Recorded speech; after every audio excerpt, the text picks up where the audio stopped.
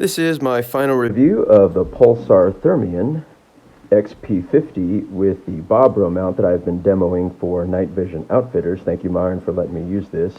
He has another field staff pro that's going to be reviewing this thermal. The one question that's going to come up often is, what does this thing look like in clarity and distance? Instead of me giving you my thoughts and opinions on that, I'm going to throw down all the hunts I've been on and show you the distances and the conditions I was hunting in, so you can judge for yourself if this thermal is right for you. I'm going to tell you the two things that I like and the two things that I dislike about this thermal. The first thing that I like, if the Thermion line is your first purchase of thermals, you guys are in a great place. The simplicity of use is the first thing that I really love about this. The main buttons that you're going to find yourself using the most are right here in the back.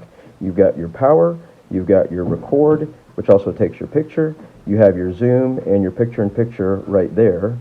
This is the main button here if you're going to do some fine-tuning, and they've made this to where you push it once and it'll adjust something on the screen over here where you can adjust your contrast and brightness and a couple other options there. And if you really want to get into some details, you can hold the button a little bit longer and it gets into all those menu options. So when it comes to simplicity of use, it's awesome. And I also love the fact that it's on this side, on the left side, being a right-handed shooter, when the older models had the adjustment levers here on the right side, which means you had to take your hand off of the trigger.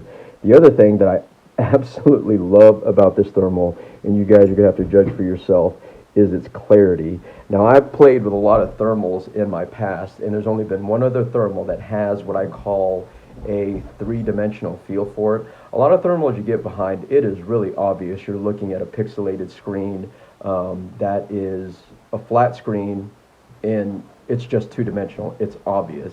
When you get behind the XP50, I'm telling you, it feels like you're looking at a three-dimensional image, even though you're not. The clarity, the image, and the quality that this thermal has is absolutely incredible. Now, the two things that I dislike about this thermal, number one, is when I first got it, it was very coarse to do a fine-tuning adjustment, getting your clarity and image up here. Now, I can tell you my Fluor 736 also has that same issue where it's really coarse and rough. But the more that I use this, I think it just takes a little bit of break-in because it's now gotten a lot smoother in the last few hunts that I've been on. And the thing that you've probably already heard is the AS2 battery is really just not that great. I was able to get about 2 hours of life on this, 2.5 hours using, I think, and I was hunting in about 15-degree temperature, so super low. But what I didn't realize is that there's also an internal battery in here. You're going to find on the bottom right hand of the screen, there's a bar 1 and a bar 2, and it has an internal battery that I only charged one time. I didn't know I was supposed to do that, but I think you could probably get a lot longer life using the AS2 battery. I would highly advise, if you're going to use this both as a scanner and your hunter, to go ahead and step up and get the AS3 battery. And again, this goes along with simplicity of use. To swap out the batteries, all you do is swap out the cap, drop in your new battery, and you're ready to go. And when it comes to transferring data, it's also really easy, where you just connect here, and this is how you charge up your AS2 or AS3 battery here, and also transfer your data into your computer. So the final thing that I'll do is let you guys look at all of the different hunts I've been on, even though I was never able to see anything. I saw a lot of animals, but there's a lot of animals I'm not willing to pull the trigger on. I was really after coyotes and hogs, and if you guys know in Texas, the acorns are absolutely ridiculous right now. So Myron's given me the option to get behind this thermal again. I don't think I will, because I already know that this is top of the line that Pulsar has put out. I'm actually going to look for a entry-level thermal. I know a lot of you guys are asking me about that, so I'm going to talk to Myron about that and get back to you. So stay tuned for my next adventure, and my dog's about to drive me nuts. First look through the Pulsar Thermion XP50. I really love the 2x native zoom. This gives me a 65-yard field of view at 100 yards, which makes for a great scanner. My first night in the field, it was sprinkling, which equals 100% humidity. This would be a great test for this thermal. I spotted a skunk at 70 yards, which still puts off a nice heat signature in this 100% humidity.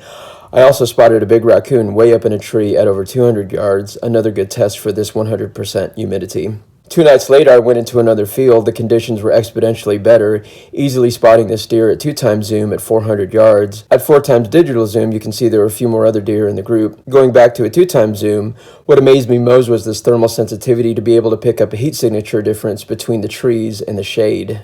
A few nights later, I went out to the same field. The horses are roughly about 75 to 100 yards away. The deer are roughly 275 yards away. The horses are sucking up a lot of the thermal heat, but the clarity on the deer is still amazing at this extended range. 1 hour later, this one deer remained under the feeder. The quality at 4 times digital zoom is on par, if not better than other thermals that start with a 4 times native zoom.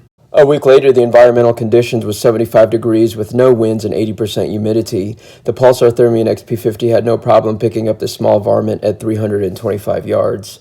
3 days later, the temperatures dropped down into the teens, and here's where I tested the factory AS2 battery. It was easy to see these varmints through the tree line at over 200 yards away. It was in this freezing temperature where this thermal really shine. Though this is a 2-dimensional screen, the depth perception is one of the clearest I've ever seen, almost giving it a 3-dimensional feel. Looking up at the moon, this thermal could easily pick up the horizon heat temperature differences and the clouds.